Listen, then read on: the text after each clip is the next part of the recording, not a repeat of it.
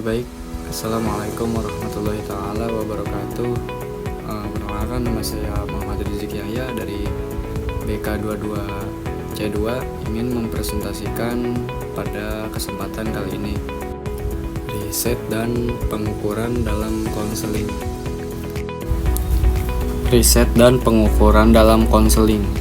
Riset dan pengukuran konseling yaitu merupakan dua aspek penting dalam bidang konseling.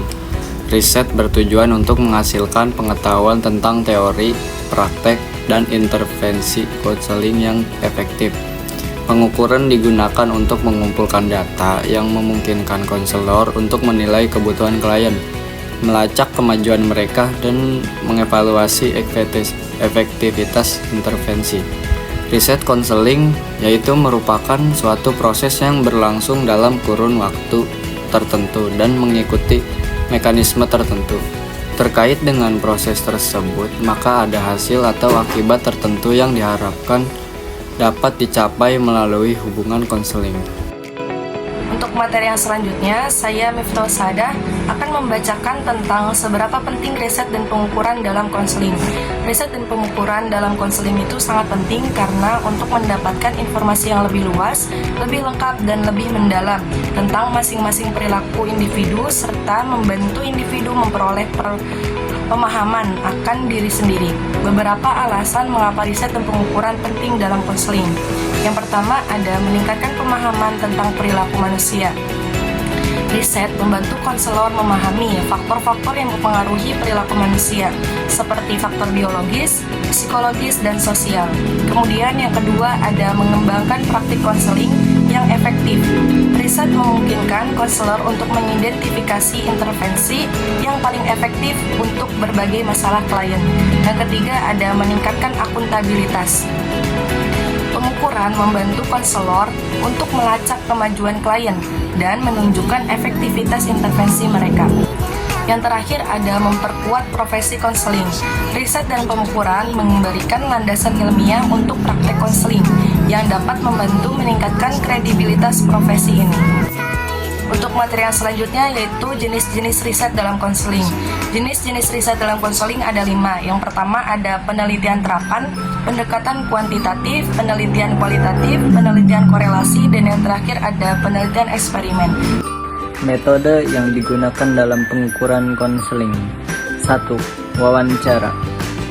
Wawancara ialah proses komunikasi atau interaksi untuk mengumpulkan informasi dengan cara tanya jawab antara peneliti dengan informan atau subjek penelitian.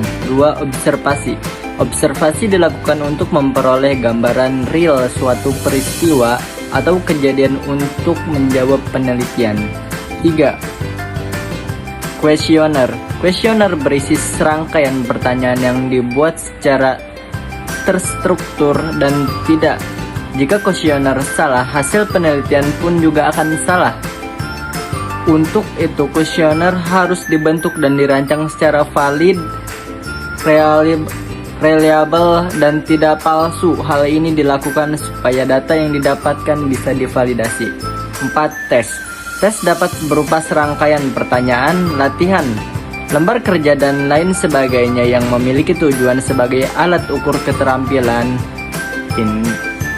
inteligensi, kemampuan hingga bakat yang dimiliki oleh suatu individu atau kelompok yang menjadi subjek penelitian.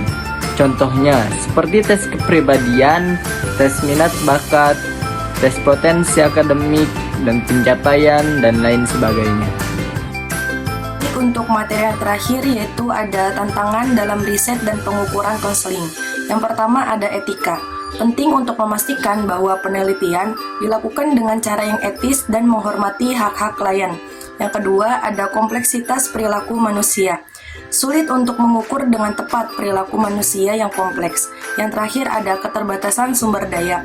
Riset dan pengukuran membutuhkan waktu dan sumber daya yang signifikan. Kesimpulan dari materi yang telah kami paparkan adalah riset dan pengukuran memiliki banyak manfaat bagi konselor, klien, dan profesi konseling secara keseluruhan. Riset dan pengukuran dapat membantu konselor untuk meningkatkan efektivitas layanan mereka memperkuat landasan ilmiah konseling, meningkatkan kualitas layanan konseling, meningkatkan akuntabilitas konselor, memperkuat peran konselor dalam pengambilan keputusan, meningkatkan profesionalisme konseling, dan meningkatkan kesadaran masyarakat tentang konseling.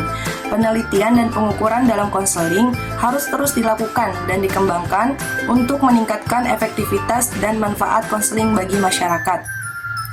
Riset dan pengukuran memainkan peran penting dalam meningkatkan pemahaman dan praktik konseling. Dengan melakukan riset dan menggunakan metode pengukuran yang tepat, konselor dapat memberikan layanan yang lebih efektif dan akuntabel kepada klien mereka.